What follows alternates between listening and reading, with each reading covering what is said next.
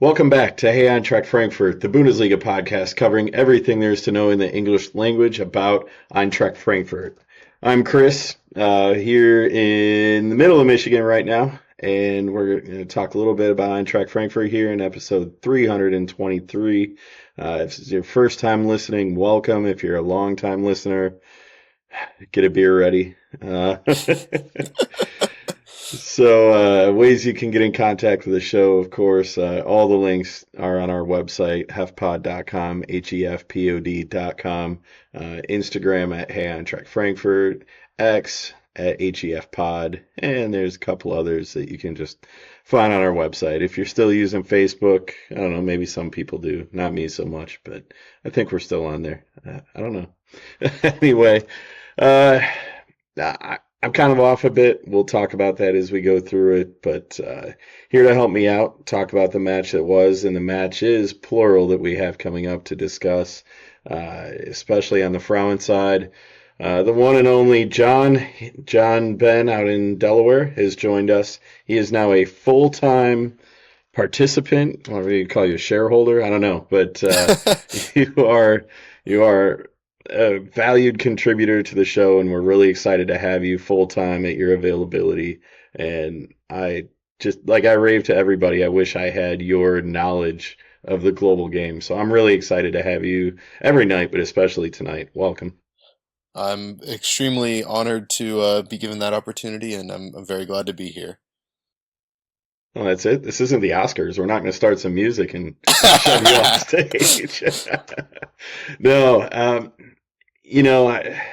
I kind of talked about it last week as we get into the review here. Borussia Dortmund, Eintracht Frankfurt, match day one of Bundesliga play. We had some high hopes going into it. Just maybe we could catch them early in the season. They're kind of retooling what's going on in Dortmund, and we had more or less stability coming into the new season, but a lot of good energy based on what we saw in the preseason. So, maybe we're a little excited for some of the predictions that came out last week. My visibility on the match was on and off because I was at my own daughter's soccer tournament. But John, talk me through it first. Let's start with the lineup, the 4-4-2, which we kind of knew was coming. Artur Tiata getting his first start with the club. I was pleasantly surprised what I saw from him. And Christensen on the right side, Larson Skiri in the middle, Chaibi, Marmouche, Ekitike, and Gotza on the attack. How'd you feel about the lineup, first of all? It was pretty much what I expected from the lineup. I thought there would be a possibility that Teate maybe would play the left center back role and Koch would play on the right with either Nkunku, well, probably Nkunku on the left. But I thought putting Teate out there on the left actually worked out really, really well. And I think it also allows us to have both our best center backs and Tuta and Koch out there. So I liked it. I thought it was kind of interesting too during the game. Obviously, it started as a 4-2-3-1, but there were times, especially early in that first half, where it almost looked like a back three with Christensen pushing way up on the right, which I thought was kind of interesting. Yeah, I said 4-2-4. I meant 4-4-2. But I think as you talk about the buildup of that back line, I think that was a matter of Tiata going there because he hadn't had a lot of time with them. They hadn't had a lot of time to work that out. And Koch being the guy with the experience on that defense, I thought it was important for him to be inside, kind of marshal guys around and be a little more in control. But like you were saying, I could see that being a little more fluid as the next few weeks progress and Tiata works his way into that group. So let's go into the first half first. Match day one is always kind of chaos in the first 30 minutes because everyone's fired up. First match back for a lot of sides. It's first time that they played in front of a home pitch with a sellout crowd, of course, as Dortmund always is. The energy in the building was awesome. And, as much as we hate them sometimes, there's never a lapse in the energy in that environment. There is always off the charts. And I thought our guys kind of fed off that. We didn't get any really, really good looks early, but I thought we certainly matched Dortmund's energy in the first maybe quarter hour, 20 minutes. What do you think? Yeah, I would absolutely agree. I think, maybe the first 5 minutes Dortmund came out kicking strong, but after that we started to get a couple corners, really kind of hold on to possession up until about the 30-minute mark. And for a lot of that first half, I thought we were the better side. We didn't create any super elite chances or anything like that, which was unfortunate, but I thought all of our guys were playing well. Christensen and Teate were settling in really nicely. I was very happy with what I saw in the first 30 minutes. Yeah, and I think so. So was there something that changed before the half, or it granted, I was at my own daughter's soccer tournament, so I was in and out of visibility. But when I did tune back in, it felt like there was a little drop in our energy that Dortmund really started taking possession of the ball more. We talked a bit before we came on air. Dortmund's passing was 93%. And so even though we passed the ball well, they nearly more than doubled our pass rate. We just spent a lot of time, I think, chasing the ball, especially late in the first half, early in the second half, and it got to the point where they settled in and we ended up settling on our heels, and it seemed like kind of a pivot. Yeah, and I don't know necessarily what the catalyst for that was, but it definitely you saw that, and I think maybe part of that too was our players. I don't know. I think Skiri, while I like him, he's a little bit slow, and I think that Dortmund was able to kind of take advantage of that through our midfield and really bring some pressure. And, our center backs were pretty much just clearing the ball out of the box, which they did a great job of doing it. But when that's the only thing they're contributing to it, it's not necessarily the best game. Yeah. Um, at the half, coming out of the half, I did not see the first 15 minutes of that. What did you think of what did you think of the halftime adjustments, if there were any? Um, what was the motivation like coming out in that second half? You know what? Both sides came out, no changes at the half, and just kind of continued how it was. I think we were a little bit better in those 15 minutes rather than the last 15 of the first half. And then Dortmund made a couple changes, putting Gittins on, Bayer on, bringing in, those are completely different attacking options than Mullen and Adiemi, and I think that really helped change the game in their favor as well. Yeah. And, there was a point right around that 70th minute, or we'll say in the 60s, where it felt like the match was solidly going back and forth. They had a couple Yeah. good looks. We were moving the ball, not some great shot attempts, but then Nkuku crosses the ball into the box. Chaibi damn near converts inside, real close, and the ball goes back down the pitch the other way, and that, I mean, you can't fault the way that goal was scored. I mean, Dortmund did everything right on the counter, and Yeah. and then just a few minutes later, it felt like practically the same thing. It was right around 90th minute, 90 plus two, I think, just Plus 30, yeah. plus three. Same situation. Become so Hmm. close to the equalizer. I know some people wanted the penalty call there, but that was a good no call. That was a great tackle by Contact on the Miscellanean, ball honestly. was just really well done. In Hmm. real time, it looked a lot worse than it actually was in the replay. Just a well timed tackle, and then Dortmund on the counter, of course, putting it to bed. Um, my rule: no moral victories. There's obviously no moral victory, no loss in week one.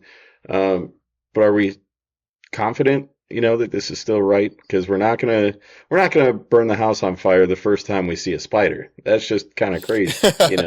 No. Um, we're not saying that, but are there some concerns, like you mentioned with Shkiri, kind of 20 minutes at a time where we just fall out of attention or fall back on our heels without any sort of form of attack? Um, is there anything you would have done differently? Any substitutions you might have done differently to try and fire things up? Maybe when Dortmund made their changes, obviously Dino responded with bringing Matanovic and Nkunku on. I think that maybe you could have brought them on a little bit quicker just to try and counter any momentum that Dortmund had from their changes. Although I don't think that I would have brought Nkunku on for Teate just with how he was playing. But then Nkunku did create our best chance of the game, Yeah. and Chaibi really had to put that away. And unfortunately, right on the goal kick after that, they went down. And man, Christensen was playing so well all game, and then Gittins just put him in a washing machine Yeah. and fired that thing top shelf. That was the thing of beauty from him. The way he got over it with his foot to control the height of the ball. I mean, Yeah, that's picture perfect. And nine times out it of 10 was. from that angle too, 9 times out of 10 guys are sailing it way over the goal. Hmm. To have that kind of control, but yet power on it to move the way it did was awesome. You can't fault It that at all. No, that was just a sublime skill right there. You can't beat it. Yeah. And, that's one where you say, hey, you can't do anything about that. But then when you come back down and think you got another equalizing attempt and it all falls apart, it's frustrating. It is. But, we'll try to take something out of it. We were competitive into extra time. So, on the road in a hostile environment with a lot of young guys out there, I'm not bitter about it. I'm not disappointed, not calling for anyone's head yet. But I think we know what adjustments need to be made, and hopefully we have the opportunity to show that next week. I want to ask a little bit about a couple of young guys. Ken Utzon making his first appearance, Oscar Hmm. Hoyland. I know they were only on for about 15 minutes, but did you take anything out of that? Yeah, I didn't see a whole ton out of Chanuzen, just as in I didn't really notice him too much when I was watching the game. Hoyland, I thought looked a little lost out there, but I think also he was being asked to play a little bit more of a forward role than he's meant to, and he was kind of switching in and out with Larson at points. So yeah, I don't think it was the best debut from Hoyland, but again, he's really young and Yeah. he's being thrown in against Dortmund with 15 minutes left. I didn't expect a lot, but yeah, I would Yeah. say maybe not the greatest showing, but it's okay. I think there's a lot of us that didn't expect him to be in this roster at this point. Yeah. So the fact that he is, and the fact that he was put on at that point in the game, where we were still in it and trying to make opportunities to get an equalizer, I think that shows that they do value what he brings to the group. They probably obviously, they see a lot more in training than you and I see from the other end of a microphone at this point. Yep. But that his first time out there in this league, we would all be shitting our pants. So I don't fault him at all for being a Yep. little lost at that point. Yeah, for sure. Last one on this match, Kevin Trapp. Did you read anything into is Trapp back? Was it ho hum or You know, I I think he was fine this game. He didn't really have a ton to do. They didn't create a lot of super dangerous chances, and it's really hard to fault him for either goal. Just left out to dry on the second one and perfect shot on the first one. I thought he played decently, picking up balls, and yeah, I think it was a fine enough game from him. yeah? I mean, one game's not going to tell us whether Trapp is back or not, but Yeah. certainly, he was in control of that defense on set pieces. He was always doing what he always does. He knows exactly where to go. And I noticed guys in moments of chaos, he's much more calming. He used to be a lot more fiery. He's still a fiery guy, but he Hmm. used to be a little vocal at the wrong moments, I thought, and he seems a lot more calculated now. Whether that's because he's wearing the wristband or the armband, or if it's just a sign of maturity. I think Kevin Trapp will be back in the form that we all expect, and he wants one more run at this before his clock runs out. I think we're going to get the best out of him this season. And his leadership this week is probably what kept things a little organized and kept us in the mix. Yeah, for sure. All right, let's go around the Bundesliga a little bit. Match day one, other results around the league. That Friday match, Leverkusen and Gladbach. For me, that was the game of the week. That one was on fire from start to finish. Gladbach, their fans were it caused like a 15 or 10-minute delay starting the second half with all the pyro going on there. Bundesliga is back, baby.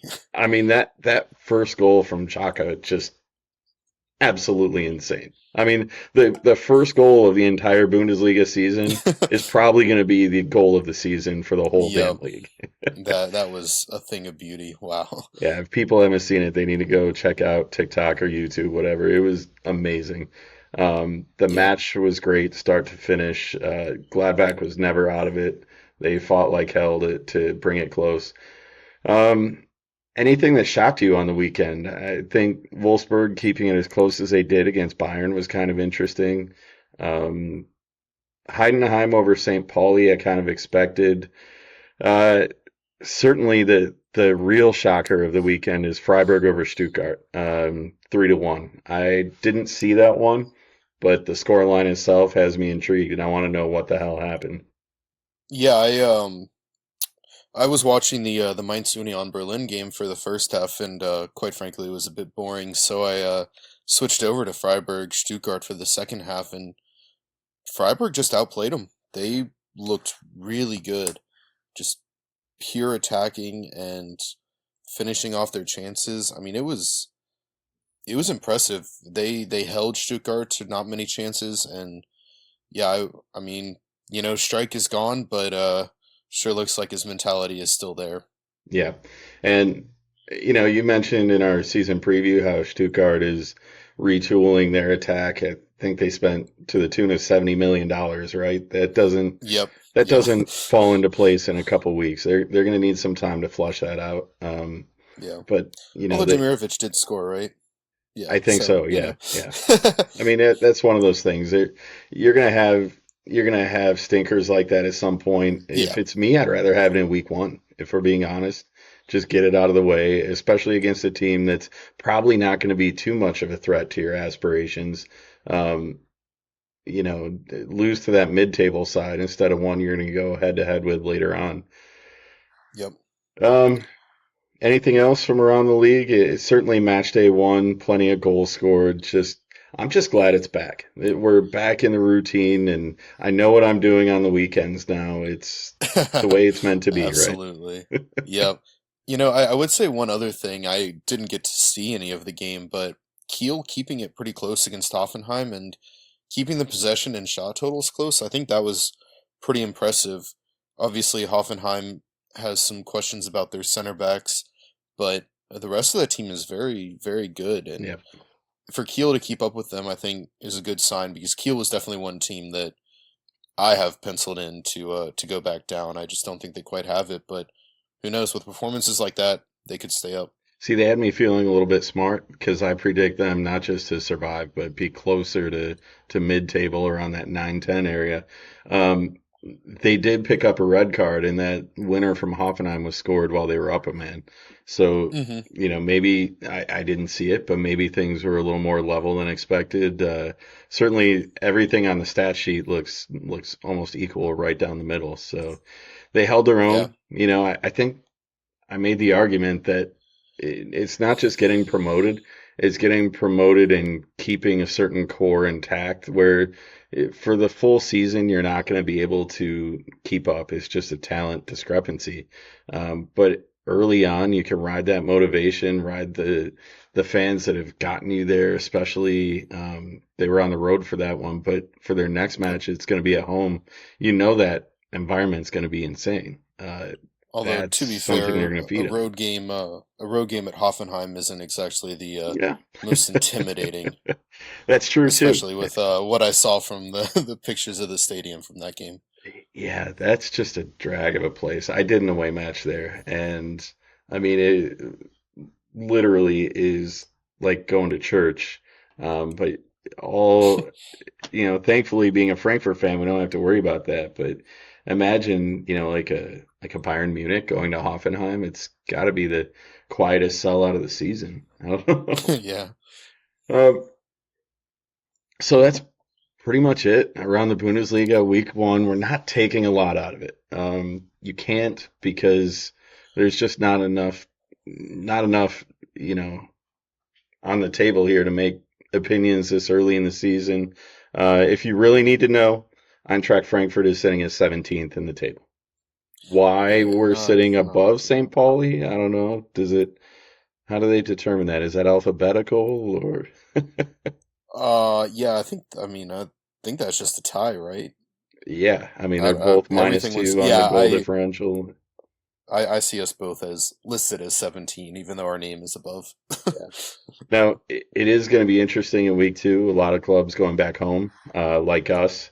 It'll be the first match in front of the home fans because the entire preseason was spent on the road. Like we talked about, Holstein Kiel is going to go home. St. Pauli is going to go home. These are situations where a couple might get caught off guard. I wouldn't want to be a road team going into Hamburg to play St. Pauli this week, and I certainly wouldn't want to be Hoffenheim going into Frankfurt this week. So we could be looking at an entirely different table a week from now. But that's for next week's discussion. Right now, the subject I know most about and bring most to this episode, hashtag, what are we drinking? John, you always got something good brewing. What do you have now, or what have you had recently that we need to know about? Yeah, I was gonna say what I have now isn't exactly a good brew. I'm actually drinking a Twee, twisted tea, But That's I one don't of know. those back of the fridge things. You just, hey, I got to empty it out. I got this laying around. Yeah, but I was drinking. I was in New Jersey last week and drinking some of their local pumpkin ales, and a couple were pretty decent. So always good to have some good fall beer, even though it was a little warm. But I don't know if you saw it on the Discord today. I am a pumpkin spice basic bitch. Um, and my obsession with pumpkin spice might be a little bit over the top, and I will make no apologies for it. This morning I was eating pumpkin spice frosted flakes for breakfast. that's definitely aggressive. But hey, I can't fault you for that. I'm a fan as well. You know what? There's like everything's better with pumpkin. Like it smells like Bundesliga. It smells like college football. All the things that we just love in the sports world are coming to life during pumpkin spice season. Hockey season Absolutely. starts during pumpkin spice Hmm. season. I mean, everything good is accompanied by pumpkin spice. It's the flavor of happiness. But I anyway, am right there with you. um, so I was out in Saugatuck, Michigan this weekend for my daughter's tournament, and Saugatuck is a coastal town. For those that aren't familiar with Michigan, it is the freshwater coast. We have more coastline than every state except Alaska, but it's all freshwater. And our beaches, I would put our beaches up against anything you've got out there on the East Coast. Maybe outside of like Miami and the Florida beaches are a little bit different, but there's nothing like the fresh water. We went swimming in Lake Michigan this week, and there's nothing like fresh water. We had my brother-in-law's girlfriend from New Jersey who came to visit last summer, and she jumps in this lake that looks like an ocean, one of the biggest lakes in the world, and she's like, "Wow, these beaches are so nice." And she jumps in the water and she's like, "What's going on? It's not salty. It doesn't taste like salt." It it smacked her East Coast face so hard, like she was not expecting it. But Saugatuck, as I was saying, is one of like those towns that looks like it's on an ocean, but there's no salt, and it's wonderful. The swimming's wonderful. The beaches are awesome, and they have one of the best breweries in the Midwest, a really popular one called Saugatuck Brewing, and they have a smaller tap list, but it's so high quality. And they've got this one called the Bonfire Brown. That it's a brown ale, which is nice and earthy, but it's got a little bit of subtle smoke flavor. It smells and tastes like a campfire. And for the last week of August, as I transition into pumpkin spice season, nothing beats that campfire smell. It's the smell of summer, but it's about to go away. Football's on, football's on. It's just a good time of year. I'm watching baseball right now. This is the transitional point of the season where everything, like the beer you drink transitions, the sports you're watching transition. It's just a really cool time, isn't it? It's the best. That nothing beats the fall, in my opinion. I agree. And we're going to get into more of those fall flavors a little bit later. We got some interesting stuff for the second half of the show. So we'll take a break here and we'll be right back.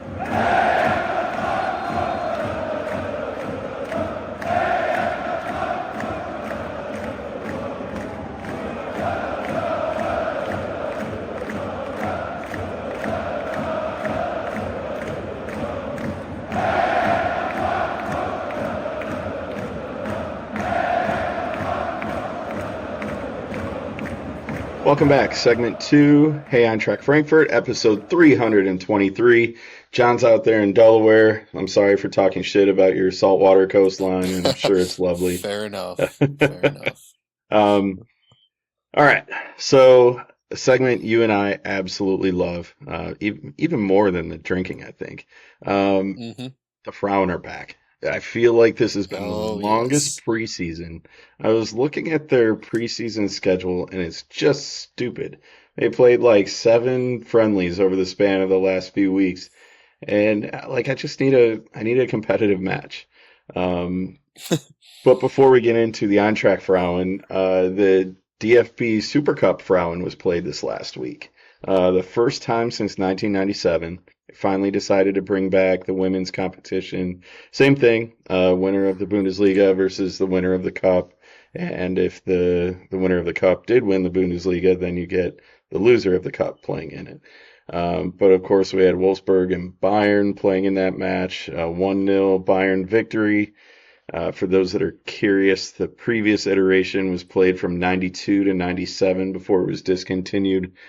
FSV Frankfurt. 2 wins in the Cup. A lot of very small sides that have been blended into larger sides or renamed.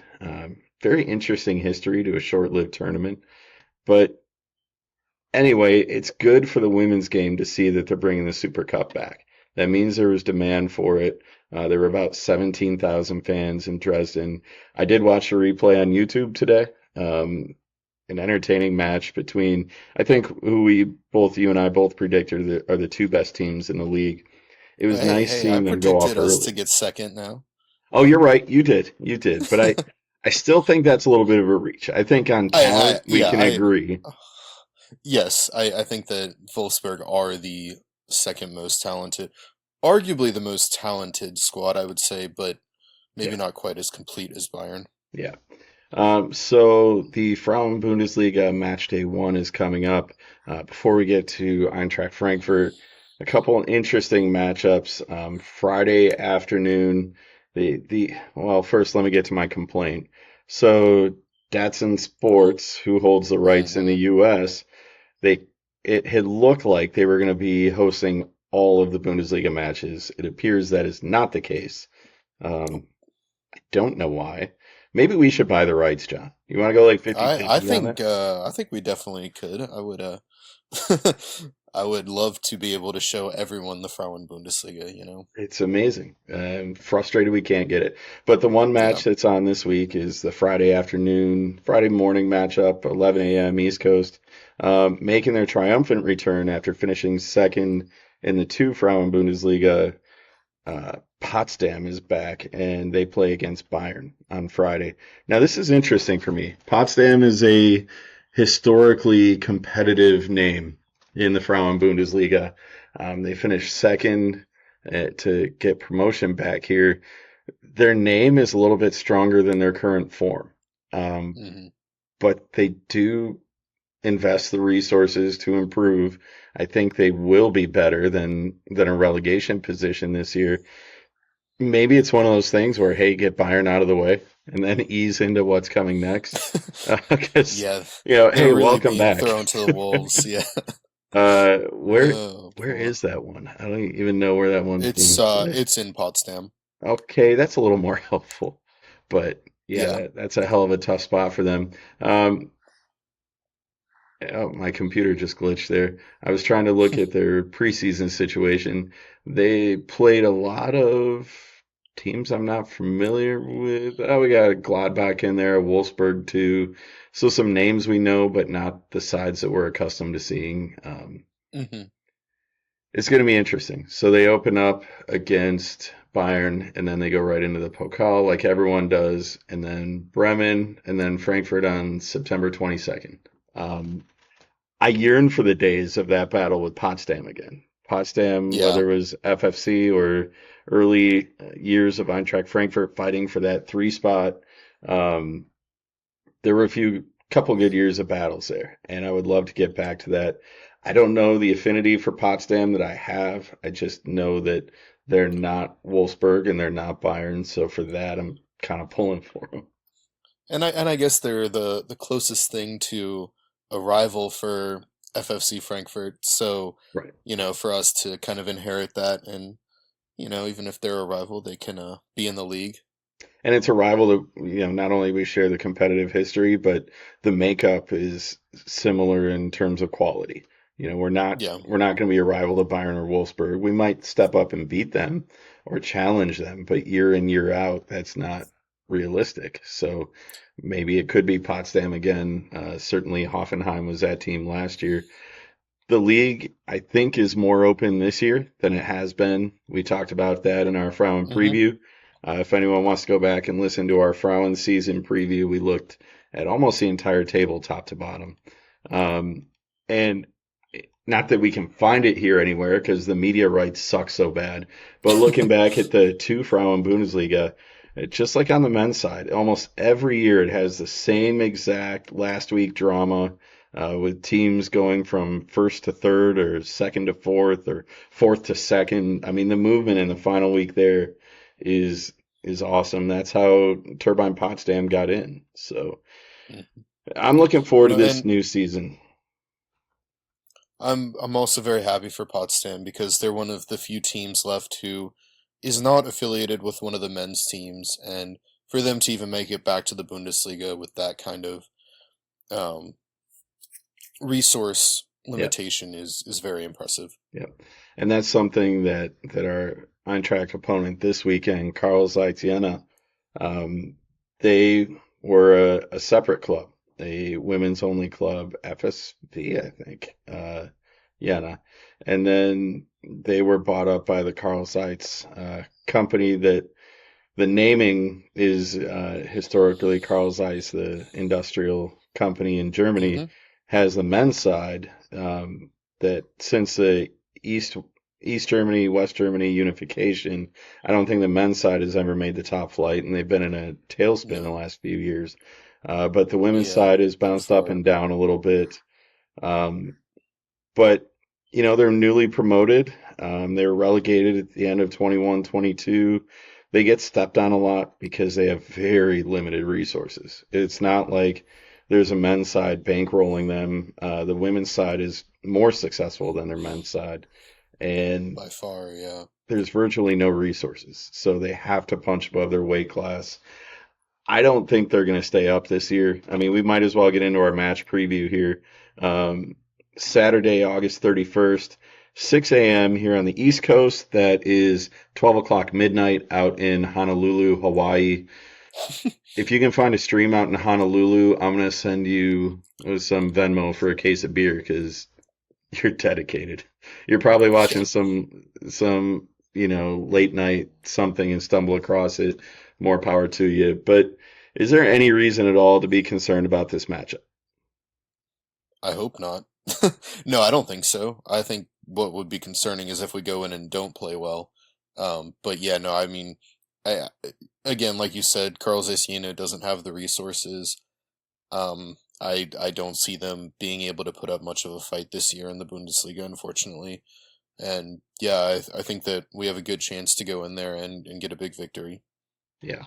Um, there's another one in the league that's going to be interesting this year. RB Leipzig against Cologne this weekend. one team was trending up last year, and then there's Cologne. Is Leipzig Hmm. for real? They kind of been around. Yeah. Last year, they were our Achilles heel and held us back at a time where we really needed a victory. Um, Cologne, I don't know what to make of them this year. That's that's kind of a match I want to keep an eye on is in terms of how it sets an early trend for the season. Is there anything else on match day one that catches your eye? I think that Freiburg Leverkusen definitely catches my eye.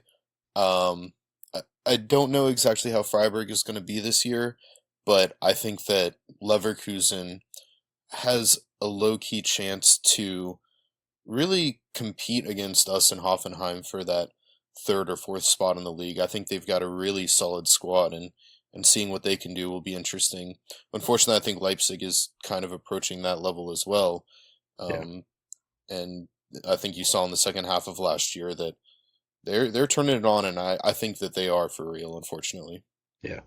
Um, I'm with you on that one. I think Leipzig's there. They've turned that corner.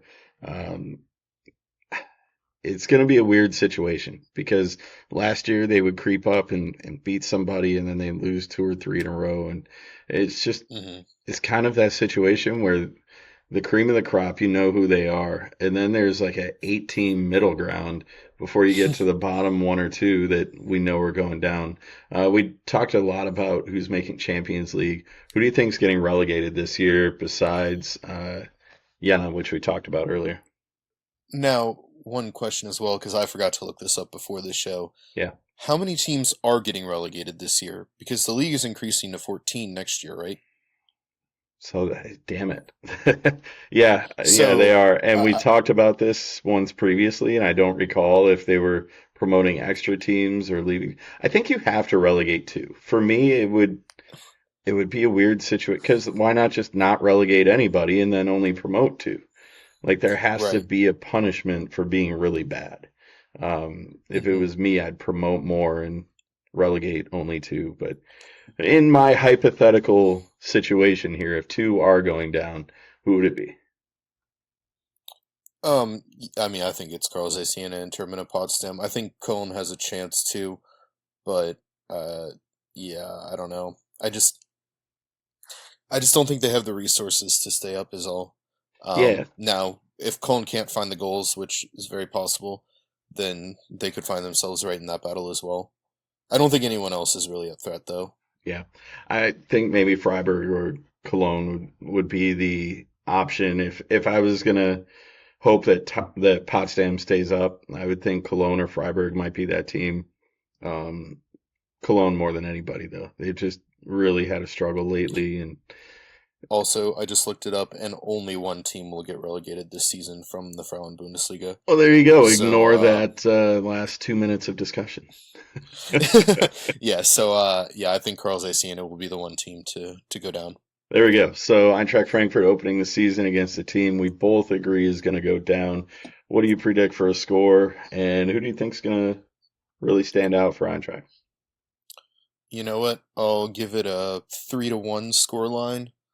Um, I say give me two for Anyomi and one for Freigang. Okay.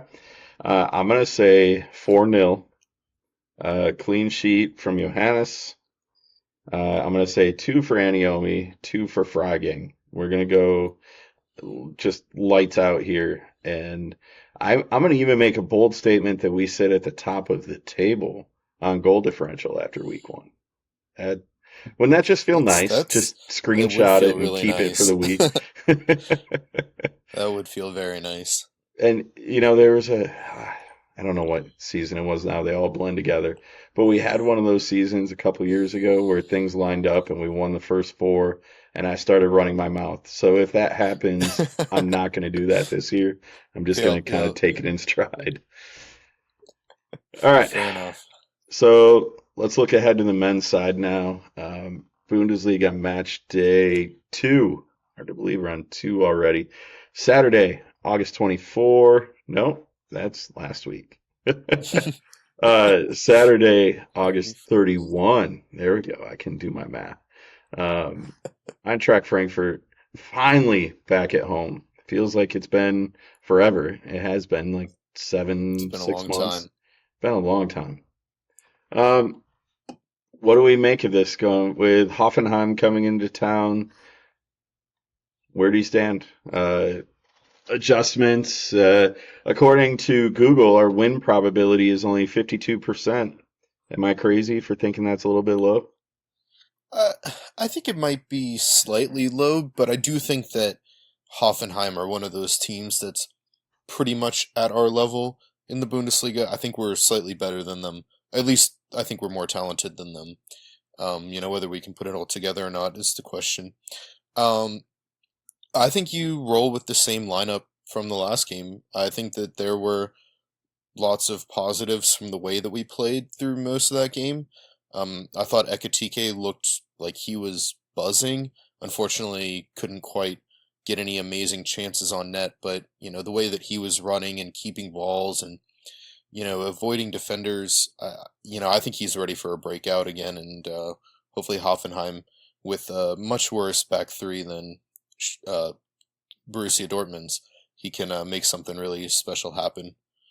Yeah, I might have been a little bit too anxious to anoint Ekatike last week. I mean, there are going to be matches where the guy doesn't score, where he doesn't contribute to a goal. But like you said, he was still buzzing around a bit. I'm still really high on what he has to offer. Um, I think this is a unique opportunity to get Hoffenheim too, because like you said, they're going to be close to our level. We're going to be fighting them in the table to get them in our first home match when it's going to be, a European nights kind of atmosphere on a Saturday afternoon there. Just, I think this is the right time to play a team close to us in the table. We talked Yep. last year, about how many points we dropped to the teams we needed to drop, or we needed to win points against. If we're going to lose points in the table, let it be to the Bayerns and the Dortmunds, but we got to take the points against Hoffenheim. These are critical 3 points at home. Um, I also have a few concerns though about the rotation because as much as I begged Dino to get into a rotation, I don't want to go too deep into the match with certain guys because we do have to turn around schedule wise and play a deeper schedule. If something's not working, let's just take care of it early. You know what I mean? Like Yep. I I don't want to get into this, hey, we got to run this out. This is our lineup. We're going to do it to the 75th minute.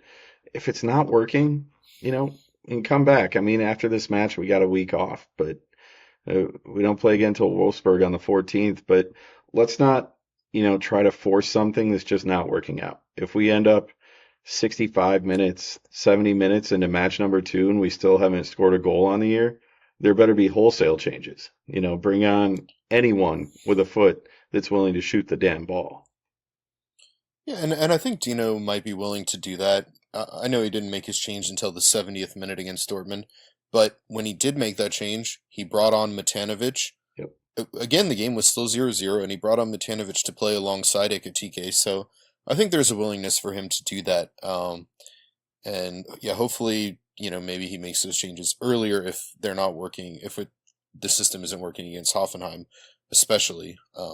But, I think he's shown a willingness so far. Yeah, I agree. Like I said, I'm not setting the house on fire yet. It's Hmm. just the little anxiety in me. You only get so many matches to start the season out strong. Yeah, absolutely. I would have felt a lot better if we lost to Dortmund 2-1. It's the fact that we Yeah. didn't score has me a little bit on edge. Until we just break that seal and get one in, I'm going to be a little bit more on edge than I should be. Um, but I think that's fair at this point. It's fair to ask Yeah, I questions. agree. Yeah. So keys to the match and score prediction. Um, I think key to the match is honestly maybe how Mario Götze is going to play because they've got a decent defensive midfield in Hoffenheim, and I think you're going to need a good match from Mario Götze to break that midfield line with some passing and get our faster, more skilled players up against their somewhat weaker back line. So yeah, I think a big game from Mario Götze is definitely necessary. I'm gonna go with 2-1 Eintracht to win with goals from Ekitike and Marmouche. Yeah, they do have a weaker back line. They're injured already. They got 2 or 3 injuries on the back end that hopefully come into our favor. It's all about matching up, but we got speed and creativity up there. That did not leave us last week, even if the goal production didn't. What'd you say, 2-1? Yeah. Okay, that sounds fair. I'm gonna steal that. I'm gonna say 2-1. Give me Ekitike and give me Matanovic off the bench. I like it. I mean, the guy has a motor. He's hungry. Anytime the ball's around, he finds a way to get it on his foot. And maybe it's just optimistic thinking, but I would love to see him get one and really get that confidence rolling. Oh, don't get me wrong, I'd love to see one too. I put him on my fantasy team, so. So you need it. I want it. You actually need it. Yep. Yeah, so that's Saturday the 31st. That's 9:30 start 9:30. here on the East Coast, 15:30 Central Europe. ESPN Plus here in the States. We're back into the swing of it, week number 2. And like I said, there's a week off afterwards. So there's no excuse in my mind to leave guys on the bench, to wait too late to sub, run the legs out, and recover for the next 2 weeks. Yep. That's all I got. We went quick today, but it's business. Do what we got to do, get in and get out. Anything else, John? Where can we find you on social media? Well, I think before that, just one last note would be I believe it's this Friday or the transfer window closes, right, in shit. Germany. Yep. So it might be Saturday. I haven't really looked into it, to be honest. But so we'll see if we still lose anybody else. Obviously, we loaned out Farde Alidu to Hellas Verona. I think they have a buy option. Wish him luck there. And then really the only other player that there are rumors about right now, Abembe. Obviously, we saw some stuff about Everton. I guess some stuff came out about Napoli today, but they've not actually contacted the team about it. It doesn't sound like Croatia is necessarily wanting to sell Abembe, but just very willing to listen to offers. So I think that's going to be one story to watch for the rest of the week to see if Abembe does end up leaving us. Yeah, I've seen it mentioned a couple times with various numbers out there. It sounds like we're willing to deal him to the right situation, but there's no urgency. What number would you put on it? If you put on your Marcus Croce blazer and someone comes to you with a check and they say, just tell us what that number is, what would you say? All right. I'm a big fan of Abembe, so I would really want at least 20 million. No, but I think a realistic number would be closer to about what we paid for him, so about 10 to 12 million. Right. I think if we make back what we paid for him, that's I just don't see teams paying that much more for him just because of how inconsistent he can be, even though he has so much skill and he's very versatile. Yeah, I mean, we paid 10 million. If we got 10 million back, I think that's fair. I mean, he hasn't set himself apart enough to really make us money, but in the last week of the window, the last hours of the window, if somebody's got an extra 15 million laying around, maybe they're desperate. Maybe they need somebody to light it back up, You to never ignite know how their desperate offense. some of those Prem teams can get, and they will dole out more money than necessary for And we players will at throw that times. Premier League tax on them. I mean, what Absolutely. what would be an $11 million offer from someone else? That's 14 or 15 million if you're in England. So, Hmm. that's just the cost of business right now. I personally, though, I want him here. I know he's not. I agree. I know he's having a hard time finding the pitch right now, but as long as he's not a cancer in the locker room, he is a valuable speed guy when we can get him going. If it comes down to that, maybe they use this this break for 2 weeks and kind of work on that. How can we work him in? How can we use him? Because he's too valuable to not dress. We spent too much money to not dress him. He's got to be in the 18, but also for what we spent on him, he's got to see regular time. So let's find a way to use him effectively. Yep, I'm right there with you on that. Good deal. Now, if people want to complain about your thoughts on all this, where can they find you? Yeah, you can reach me on Twitter at Ben_JBen. That's Ben with 2 N's. Or on Instagram at JohnBen33. Good shit. And you can find me, Chris, at SeeingTheD313 or Instagram at Chris and Monroe. Find the show, HEFpod.com, with all of our links and the socials at the top of the page. We're working on a couple new features. Someone asked me what happened to the statistics zone. I'm working on it. Some money things that they saw the number of hits we got at the end of last year. A lot of people were using it, and now they're like, hey, we're not giving you that price. I'm like, no, I'm not paying your price. So we're working on the API situation. We will get a statistics zone up hopefully next week, but I promise you I'm working on that tomorrow. Until then, follow us on the social media. We'll get you hooked up there. And, of course, our Discord chat 24/7 where you can hear me brag about Michigan beaches and pumpkin spice cereals. John, it's fun. We'll do it again next week after a victory over Hoffenheim. How's that sound? Absolutely great. Awesome. All right. Thank you, everyone, for tuning in. Episode 323. We'll see you next week for 324. Cheers. We're not going to burn the house on fire the first time we see a spider. Bundesliga is back, baby. Hey, Eintracht